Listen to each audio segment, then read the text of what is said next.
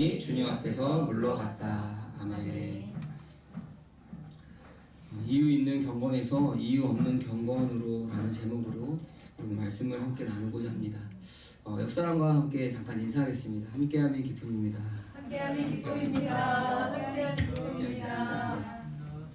오늘부터 우리 교회는 욥기서를 한 달 반 정도 나누게 될 것입니다. 여러분, 욥기 하면은 가장 떠오르는 이미지가 뭔가요? 가장 먼저 떠오르는 거. 이유 없이 고난받은 거. 그렇죠? 이유 없이 고난받은 거. 그리고 욥기의 대부분의 내용을 가지고 있는 욥과 세 친구의 대화일 것입니다. 그리고 한 가지 더 있자면은 욥이 이제 마지막에 창조주 하나님을 만난 장면입니다. 우리가 욥을 생각할 때 한 그 정도 혹은 더 생각할 수 있습니다. 오늘 본문은 욥기의 말씀에 서원쯤 해당하는 부분입니다.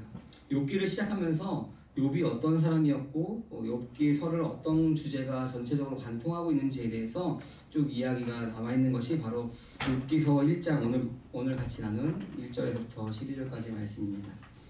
욥은 경건하고 인내하는 성자의 모습을 잘 보여주는 것이 욥의 모습입니다. 근데 그렇게 경건하고 성자 같은 욥도 어떤 생각냐면 친구들과 대화하는 가운데 욥은 격동하고 하나님께 저항하는 모습을 보여주기도 하는 것이 바로 그 욥의 모습입니다.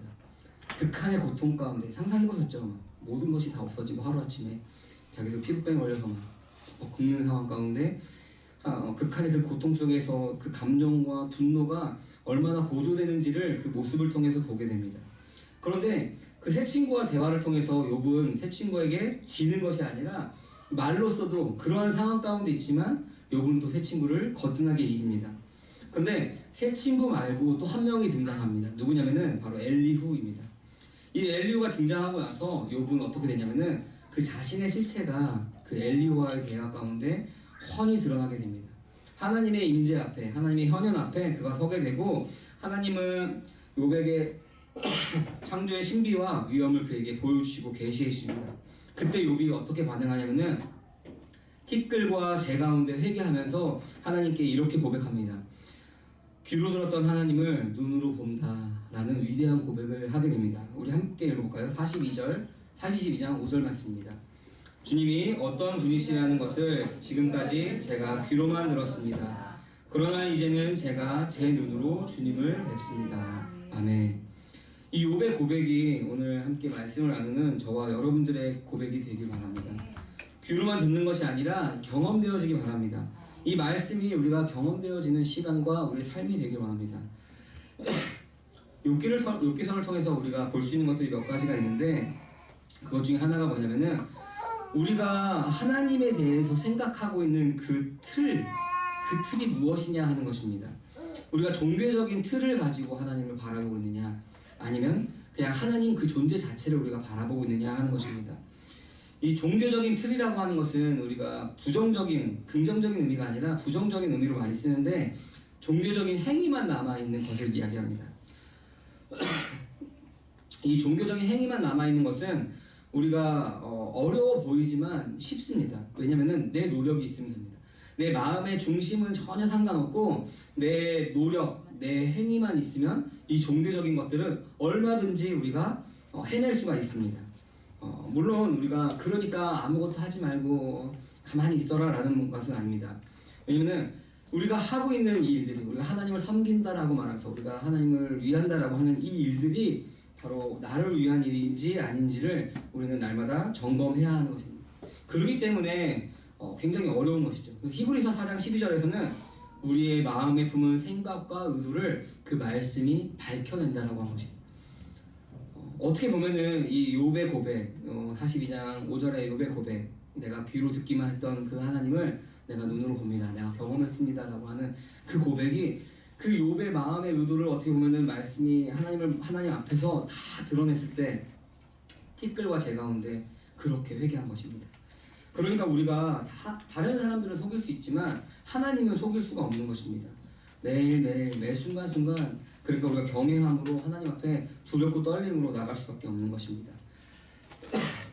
우리가 그러니까 이런 종교적인 틀을 갖고 있느냐 아니냐를 오늘 욥기서를 통해서 같이 좀 그거를 발견하고 깨부셨으면 좋겠습니다. 욥기서를 통해서 또 욥이 당한 그 고난을 통해서 우리가 그것을 어떻게 깨고 지나갈 수 있는지를 우리가 고민해야 하는 것입니다. 욥은 극한의 고통을 통해서 받은 선물이 바로 방금 이 말씀 읽었던 그 하나님을 본 것입니다. 귀로만 들었었는데 하나님을 경험하게 된 것입니다. 그래서 1절 말씀에 보면은 하나님을 경험하기 전인데도 불구하고 하나님을 경외하며 악을 멀리하는 사람이 바로 욥이었습니다. 그런 그가 귀로 들었던 하나님을 본 것이다라고 이 마지막 순간에 이야기하는 것입니다. 우리가 욥기서를 보면서 이제 새 친구와의 변론 과정들을 쭉 보게 될 텐데 이 변론 과정들을 좀 보면은 어떤 모습이 있냐면은 이 새 친구는 그런 종교적인 틀 안에 정형화된 종교적인 틀 안에 갇혀서 욥과 대화를 하는 모습이 나옵니다. 자신들이 가지고 있는 그 종교적인 틀을 행위적인 틀을 절대적인 것처럼 기준을 삼아서 욥하고 이야기하는 겁니다. 근데 이걸 가만히 보면은 이 욥의 상황은 어떻죠? 부자였고 하나님께서 부어주신 그 모든 물질들이 있습니다. 구약에서는 그 물질이 허락된 것들이 하나님께서 그에게 부어주신 것이어서 그가 얼마나 하나님 앞에서 경건하고 의인인지를 그거를 통해서 나타내는 건데 지금 그 틀이 어떻게 됐죠? 1장 말씀에서 벌써 다 깨져갑니다. 하루아침에 죽고 또 종이 와서 또 없어졌다 그러고 죽었다 그러고 불탔다 그러고 막 이런 과정이 일어납니다. 그러니까 그 새 친구들이 가지고 있는 또 욥이 가지고 있었던 그 종교적인 그 하나님에 대한 관념적인 틀을 가지고 지금 이 욥의 상황을 해석할 수가 없는, 이야기할 수가 없는 상황인데 여전히 이들은 창조주로서의 본질을 계시하면서 이야기하는 것이 아니라 자기가 가지고 있는 틀로서 욥하고 대화를 하는 겁니다.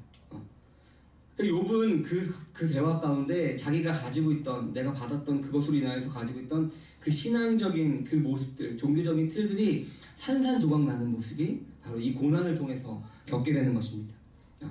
우리도 그 틀을 깨야 되는 부분이 꼭 있어야 된다라고 하는 겁니다. 그렇게 될 때 우리가 이유 있는 경건에서 이유 없는 경건으로 지나갈 수가 있는 것입니다. 욥이 확고하게 믿고 있던 그 신앙 개념과 신앙이 그가 가지고 있던 그 축복으로 입증되었었는데 욥의 새 친구들은 그것이 부서졌음에도 불구하고 여전히 그를 교훈하고 충고하고 비난하는 모습이 그들의 모습이었다라고 하는 겁니다. 아직도 깨지지 못한 그 틀 가운데 있었던 것입니다. 욥은 이 모든 것을 지나서 고착되었던 그 신앙의 관념들을 부시고 마침내 하나님의 임재 앞에 서게 됐을 때 42장 5절 말씀에 고백을 하게 된 것입니다. 뒤로만 들었던 그 하나님을 내가 눈으로 봅니다. 내가 듣기만 했었는데 하나님을 내가 지금 경험합니다 라고 얘기하면서 그 팁들과 제 가운데 회개하는 참된 회개에 이르렀던 것입니다. 우리가 자기 만족을 위한, 나의 만족을 위한 그 고착화된 신앙의 틀을 넘어서야 한다는 것입니다. 그래야 우리가 그냥 이 고백이 나의 고백이 되게 해주십시오 라고 하는 것이 그 틀을 넘어서야지만 우리의 고백이 되는 것입니다. 여전히 나만을 위한, 나의 만족을 위한 신앙생활을 하고 있다면은 우리는 내가 주님을 귀로만 들었는데 이제 눈으로 봅니다 라고 하는 게 입술의 고백밖에 되는 게 아닙니다. 우리는 여전히 그 고착화된 틀 안에서 욥의 새 친구들처럼 신앙생활하면서 말로만 눈으로 주님을 봅니다 라고 고백하는 사람이 될 것입니다. 욥은 고대에서 가장 위대한 종교적인 인물로 소개가 됩니다. 욥이 지상에서 번영한 것은 하나님을 경외하는 것에 대한 근거로서 욥에게 주어진 것입니다. 그래서 욥에게는 4가지 특징이 있는데 온전하고 정직하고 하나님을 경외하고 악에서 떠난 모습이 바로 그 욥의 모습입니다. 욥을 보면은 좀 이렇게 샌님 같은 모습들이 있는데 뭐냐면은 혹시라도 우리의 자식들이 하나님을 부지중에 저주했을까봐 어떻게 하죠? 다음날 아침에 일어나서 아들의 숫자대로, 자녀의 숫자대로 번제를 드리는 것이 바로 욥의 모습입니다. 그만큼 신중하고 하나님 앞에서 두렵고 떨림으로 경외하면서 살았던 모습이 바로 욥의 모습입니다. 그런 욥의 경건을 하나님도 인정하십니다. 근데 그런 욥의 경건성이 어떻게 시험받냐면은 사탄에 의해서 고발되고 이유 없는 고난을 당하게 되는 것이 바로 욥의 모습입니다. 우리 6절 말씀 같이 한번 읽어볼까요? 하루는 하나님의 아들들이 와서 주님 앞에 섰는데 사단도 그들과 함께 서 있었다. 아멘. 이 구절이 참 어려운 구절입니다. 난해한 구절이죠. 이게 어떻게 여러분들 하나님의 아들들과 이 사탄에 대한 문제가 좀 해결이 됐습니까? 아니면 그냥 나중에 깨닫게 하시겠지 하고 넘어갔습니까? 이 6절 말씀이 참 난해한 말씀입니다. 근데 이 6절에 하루라고 하는 말이 개역개정에서는 그날이라고 나오는데 이게 유대교 전승, 그러니까 유대교 전승적으로 그들이 구전으로 내려져 오는 이야기 중에 이 하루라는 말은 뭐냐면은 정월 초하루 그날을 이야기합니다. 그러니까 정월 초하루에 하나님의 아들들이 와서라는 이야기입니다. 근데 이 정월 초하루는 어떤 날이냐면은 이 유대교 전승의 예비 심판일입니다. 예비 심판일은 뭐냐면은 선한 사람은 생명책에 기록되고 악한 사람은 생명책에 지워진다는 유대교 전승이 있는 날입니다. 그날이 바로 저 하루라는 날, 정월 초하루 날입니다. 그날 지금 천상의 회의가 열리고 있는 것입니다. 근데 이 사탄이라고 하는 말도 우리가 신약적인 개념, 그러니까 구약 신약인데 신약적인 개념으로 이 사탄을 이해한다면은 어떻게 사탄이 하나님과 지금 회의하고 있지? 하나님께서 어떻게 사탄에게 저것을 다 넘겨주지라고 우리가 이해가 될 텐데 신약적인 개념이 아니라 이 사탄이라고 하는 말 앞에 뭐가 붙어 있냐면은 고유명사로서 뭐 강승호가 아니라 그러니까 그 고유명사가 아닌 것을 의미합니다. 왜냐면 사탄이라고 하는 말 뜻이 있는데 그것을 그냥 음역 그대로 사탄이라고 번역해서 잘못 번역된 겁니다. 그러니까 우리가 그 다음 말씀에 보면은 뭐라고 했냐면 두루 돌아다니며 네가 욕을 보았느냐라고 하는데 이 사탄이라고 한 말 뜻이 돌아다니면서 고발하는 자라는 뜻입니다. 그러니까 하나님의 아들들, 그러니까 뭐 천사들이라고 이제 그 학자들이 얘기하는데 그 천사들 가운데 여러 가지 이름이 있잖아요. 우리가 보는 뭐 미가엘도 있고 뭐 여러 가지 이름들 중에 두루 돌아다니면서 그 관찰하는 그 천사, 그러니까 그 천사라고 얘기해야 될까요? 그런 자가 그렇게 역할하는 자가 하나님과 대화를 하는 겁니다. 그리고 우리가 욥기서를 볼 때 한 가지 더 봐야 되는 것이 뭐냐면은 이 욥기서는 지혜 문학입니다. 시편, 잠언, 전도서와 같이 이 욥기서가 그 안에 포함되어 있는 것입니다. 우리가 그렇게 가지고 보면은 많이 복잡한 이야기들이 있지만 우리가 많은 학자들이 중점적으로 이야기하는 것이 함께 히브리서에서 얘기하는 것이 이 사탄이라는 말이 신약의 사탄이 아니라 신약의 우리가 마귀 하나님의 원수 대적자가 아니라 두루 돌아다니면서 고발하는 자라는 해석을 해야 되는 것입니다. 그러니까 유대 전승의 이 예비 심판일에 생명책에 이름을 지우고 쓰는 그 예비 심판일에 이 두루 돌아다니면서 고발하는 그 자가 하나님 앞에서 욥에 대해서 이야기하는 것입니다. 8절 말씀 우리 같이 한번 읽어볼까요? 좀 해결됐죠? 그러니까 그렇게 볼까요? 8절 말씀 같이 한번 읽어보겠습니다. 주님께서 사탄에게 말씀하셨다. 너는 내 종 욥을 잘 살펴보았느냐? 이 세상에는 그런 사람만큼 흠없고 정직한 사람, 그렇게 하나님을 경외하며 악을 멀리하는 사람은 없다. 아멘. 두루 돌아가면서 고발하고 살펴보는 자에게 욥을 보았느냐? 내가 볼 때 욥은 내 종 욥은 하면서 쭉 이야기하는 것입니다. 하나님께서 구약에서 내 종이라고 표현하는 그 애칭은 최고의 애칭입니다. 하나님께서 구약에서 내 종이라고 표현한 사람이 몇 사람 없는데 바로 모세와 갈렙 그리고 다윗, 이사야 정도가 내 종이라고 표현이 됩니다. 그러니까 하나님이 욥을 볼 때 그들과 비슷한 믿음의 위치로서 보는 겁니다. 내 종 욥을 잘 살펴보았느냐라고 이야기하고 있습니다. 근데 사탄은 뭐냐면은 뭐라고 하면은 그 하나님께서 종이라고 생각하는 최고의 애칭을 붙여준 그 욥이 바로 하나님께서 주신 것들 때문에 하나님을 경건하게 경외하고 있는 것이다 라고 고발하고 있는 것입니다. 아무것도 바라는 거 없이 그가 하나님을 경외하진 않을 것입니다 라고 이야기합니다. 사탄은 하나님이 내 종이라고 말하는 그 욥의 경건성이 자기의 유익을 위해서 하나님 앞에서 그렇게 경건하게 지내는 것이다 라고 비판을 하는 것입니다. 욥의 경건에는 그럴 만한 이유가 있다라고 하는 것입니다. 오늘 말씀의 제목처럼 경건에는 이유가 있다라고, 이유 있는 경건이다라고 이야기하는 것입니다. 우리 10절 말씀 같이 한번 읽어볼까요? 주님께서 그와 그의 집과 그가 가진 모든 것을 울타리로 감싸주시고 그가 하는 일이면 무엇이나 복을 주셔서 그의 소유를 온 땅에 넘치게 하지 않으셨습니까? 아멘. 사단이 그렇게 지금 고발하고 있는 겁니다. 그가 지금 하나님을 경건하게 경외하는 이유는 주님께서 그 욥과 그가 가진 모든 것을 감싸 주시고 그가 하는 모든 일을 복을 주셔서 소유를 계속 땅에 넘치게 하고 있으니까, 그러니까 욥이 하나님께 경건한 이유는 이유가 있는 경건이다라고 지금 사단은 고발하고 있는 것입니다. 그런데 이것을 다 가져가 버리신다면은 욥도 하나님을 저주할 것이다라고 이야기합니다. 여러분, 우리가 한번 상상해 봤으면 좋겠습니다. 우리가 뭐 그 정도 부까지는 아니지만 우리에게 하나님이 주신 것들이 많이 있죠.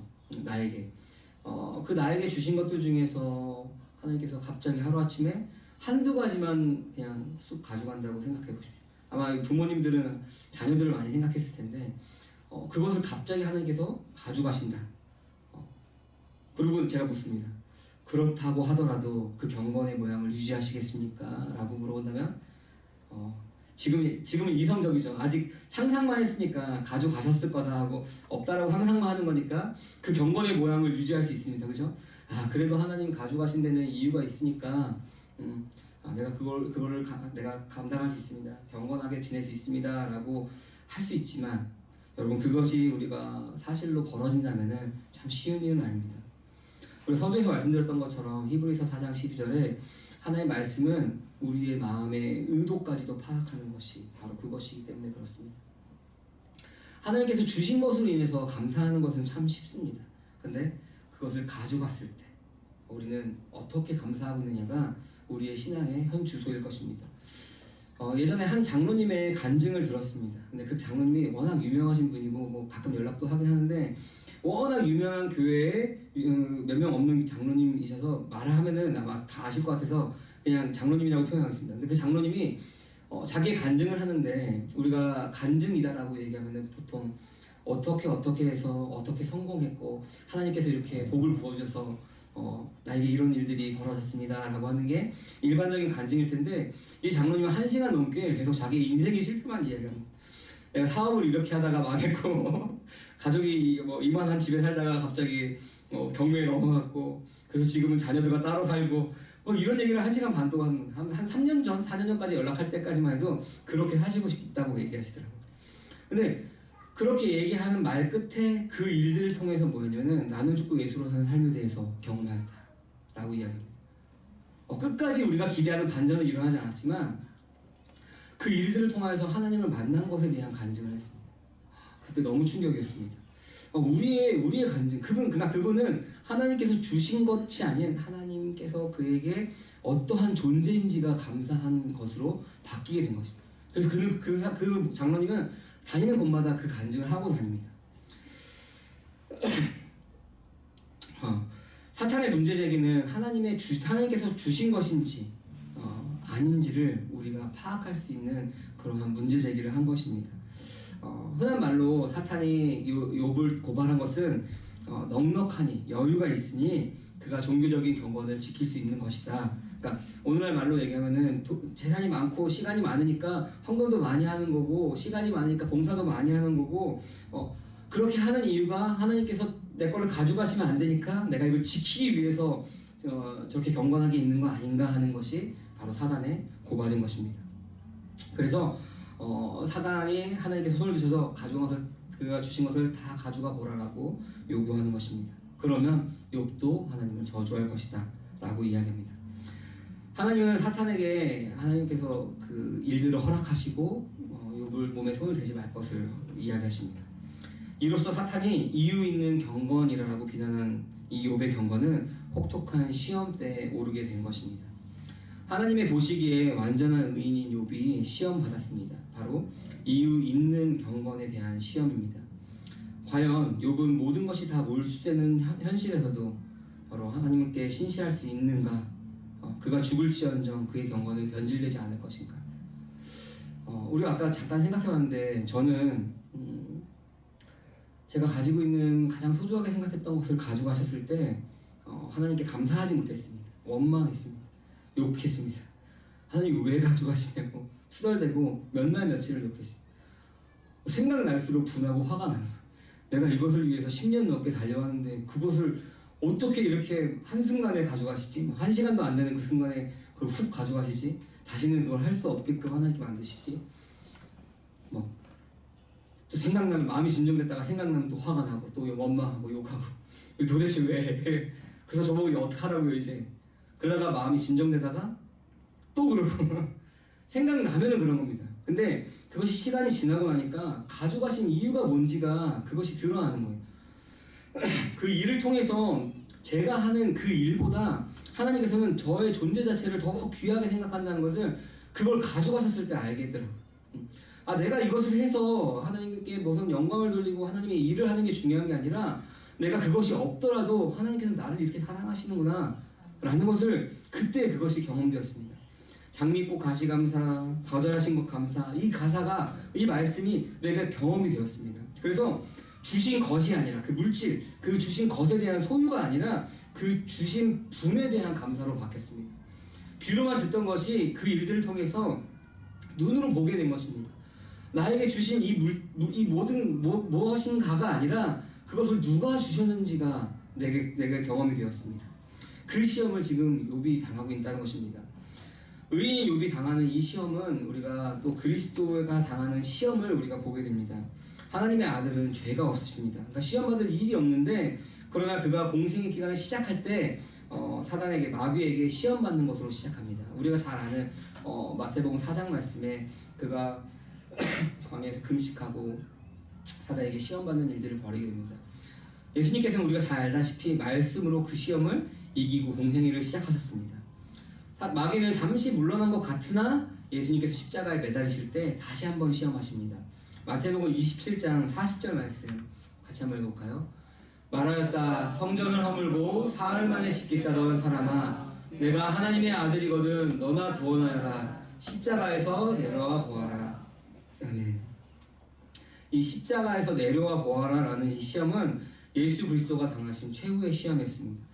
예수님께서는 그 십자가에서 내려오실 힘이 그에게 있었습니다. 그러니까 내려보아라 할 때 아이 하고 내려올 수 있는 사람이었습니다.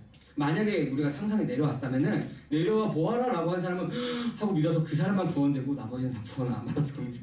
왜냐면 십자가를 지지 않았기 때문에. 뭐 농담이지만 근데 예수님께서는 그곳에서 내려올 수 있는 그 힘이 있었습니다. 능력이 있었습니다. 충분히 내려올 수 있었죠. 근데 얼마든지 하고자 하면 그럴 수 있었지만 그렇게 하지 않았습니다. 왜냐하면 그렇게 하지 않는 이유는 아버지의 뜻대로 행하기 위했던 거고 아버지께 온전히 순종하기 위해서였던 것입니다. 예수님께서는 끝내 내려오지 않고 그 모든 수모와 고통을 다 참으시고 십자가에서 죽으셨습니다. 그것이 우리를 구원하는 유일한 길이었기 때문에 그렇습니다. 예수님께서 십자가에서 시험에서 이기셨습니다. 그렇게 함으로써 하나님의 뜻인 그 구원을 성취하였습니다. 그래서 히브리서 2장 18절에서는 이렇게 이야기합니다. 같이 한번 해볼까요? 그는 몸소 시험을 받아서 고난을 당하셨으므로 시험을 받는 사람들을 도우실 수 있습니다. 아멘. 예수님께서 시험을 받으신 그 이유는 우리를 돕기 위해서라고 히브리서에서 이야기합니다. 우리를 돕기 위해서 시험 받으시고 고난 받으시고 고통 받으셨다라는 것입니다. 죄가 없으신 완전한 의인신 예수 그리스도께서 우리를 위해서 시험 받으시고 우리를 도우고 계신다라고 하는 것입니다. 우리가 그리스도인이라고 말하는 우리들은 그리스도의 죽음을 통하여서 하나님 앞에 의롭게 되었습니다. 믿음으로 하나님 보시기에 의롭게 된 것입니다. 그러나 우리는 두루 다니며 삼킬 자를 찾는 마귀에게 참소당하며 살고 있습니다. 베드로전서 5장 8절 말씀 같이 한번 읽어볼까요? 정신을 차리고 깨어 있으십시오. 여러분의 원수 악마가 우는 사자같이 삼킬 자를 찾아 두루 다닙니다. 아멘. 우리가 시험의 이유, 이 욥이 당한 것처럼 경건의 이유인 것입니다. 주신 것이냐, 하나님이시냐. 시험이 없다면은 우리는 주신 것에 대해 감사할 것입니다. 근데 이 주신 것에 대한 감사가 하나님에 대한 감사로 위장할 수 있습니다.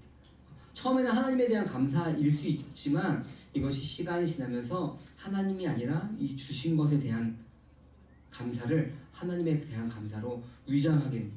사람들은 위장이 명수이기 때문에 그렇습니다. 아닌 척 안 그런 척 하나님이 아니라 지금 사단이 고발하는 것처럼 그 이유 있는 경건을 이유 없는 경건처럼 위장합니다. 이거 어떻게 제가 잘하냐면은 제가 그런 사람이었기 때문에 그렇습니다. 가면을 쓰고 하나님께서 주신 것을 하나님에 대한 감사로 이것을 다 가져가셔도 저는 감사할 수 있습니다. 가져가셨는데 원망하고 불평했습니다. 그동안 가면을 쓰고 있었기 때문에 그렇습니다. 근데 이 가면을 벗는 것은 너무나 힘든 일입니다. 어쩌면 스스로는 불가능한 일입니다. 말씀이 내게 비춰질 때, 말씀이 내가 비춰질 때, 말씀이신 하나님이 내 앞에 현현하셨을 때, 우리는 그 가면을 벗을 수 있는 것입니다. 욥처럼 티끌과 재 가운데서 회개하며 하나님 앞에 나아가는 것입니다. 왜냐하면 하나님께 이 가면은 아무것도 아닙니다. 왜냐하면 우리의 마음의 의도를 뻔히 다 들여다보시는 분이기 때문에 우리가 사람 앞에서는 가면을 쓰고 감출 수 있지만 하나님 앞에서는 그 가면을 쓰고 감출 수가 없는 것입니다. 내가 하나님께 경건한 이유가 이유 있는 경건인지 이유 없는 경건인지 우리 하나님 앞에서 감출 수가 없는 것입니다. 사탄은 이유 있는 경건이라고 참소합니다. 오늘날 우리 가운데서도 우는 사자같이 우리를 삼킬 자를 찾아내면서 지금 저자가 저렇게 예배하는 거, 저자가 저렇게 하나님 앞에 봉사하고 헌신하는 거 이유 있는 경건입니다 라고 우리에게 이야기하는 것입니다. 나에게 주어진 것들을 통해서 하나님 앞에 참소합니다. 그러나 시험을 통해서 그 이유 있는 경건이 이유 없는 경건임을 입증할 수 있는 것입니다. 우리 모두가 다 그 시험을 통과하시길 바랍니다. 사랑하는 성도 여러분, 우리가 옛사람의 본성을 가지고서는 그 이유 있는 경건을 넘어설 수가 없습니다. 옛사람의 본성은 여전히 자기를 높이고 나의 만족과 나의 유익을 위해 하나님을 믿습니다. 하나님께 헌신합니다. 그럴 때마다 우리는 시험을 당합니다. 그러나 그 시험이 올 때 우리는 감사해야 하는 것입니다. 이 시험이 우리가 이유 없는 경건으로 넘어가는 통과 의례이기 때문에 그렇습니다. 근데 이 시험을 우리가 내가 피해야지 하고 도망가서 피하더라도 하나님께서 사랑하시는 자라면은 이 시험을 반드시 통과하게 합니다. 그러니까 우리가 그 시험이 올 때 피하지 말고 감사함으로 그 시험을 통과하시길 바랍니다. 내가 가지고 있는 이 경건이 이유 있는 경건에서 이유 없는 경건으로 입증할 수 있는 길이기 때문에 그렇습니다. 우리가 시험을 이길 수 있는 힘은 없습니다. 그러나 우리가 우리를 위해 십자가 지신 그 죽으신 그리스도 안에 거할 때 우리는 그 시험을 이길 수가 있는 것입니다. 날마다 옛사람을 십자가에 못 박을 때 우리는 비로소 이유 없는 경건에 이르게 되는 것입니다. 우리 말씀 한 구절 더 읽겠습니다. 고린도후서 5장 14절 말씀입니다. 그리스도의 사랑이 우리를 휘어잡습니다. 우리가 확신하기로는 한 사람이 모든 사람을 위하여 죽으셨으니 모든 사람이 죽은 셈입니다. 그런데 그리스도께서 모든 사람을 위하여 죽으신 것은 이제부터 살아있는 사람들이 자기 자신들을 위하여 살아가도록 하는 것이 아니라 자기를 위하여 죽으셨다가 살아나신 그분을 위하여 살아가도록 하려는 것입니다. 아멘. 모든 사람이 그리스도 안에서 이유 있는 경건으로 살아가는 옛사람, 그 옛사람이 죽었다라고 말하는 것입니다. 그럴 때 우리는 소유에 대한 감사, 주신 것에 대한 감사가 아니라 주신 분에 대한 감사로 바뀔 수가 있는 것입니다. 그 말씀의 제목처럼 이유 있는 경건에서 이유 없는 경건이 되는 것입니다. 그리고 그리스도의 사랑에 붙들려 사나 죽으나 주의 것으로 사는 것입니다. 자기를 위해 사는 삶을 그치고 죽었다가 다시 살아나신 주를 위해서 사는 삶으로서 바뀌게 되는 것입니다. 여러분, 모든 것이 다 주님이 주신 것입니다. 우리가 그 어느 것 하나 주님께서 주시지 않은 것, 허락하시지 않은 것은 단 하나도 없습니다. 이유 있는 경건으로 우리를 참소할 때, 우리에게 주신 것으로 말미암아 이유 있는 것으로 참소할 때 우리는 옛사람을 십자가에 못 박고 이유 없는 경건의 삶으로 살아가는 함께하는 교회의 모든 성도님들 되시기를 주님의 이름으로 축원합니다. 아멘. 이 시간 우리 함께 결단의 기도하겠습니다. 여러분, 우리는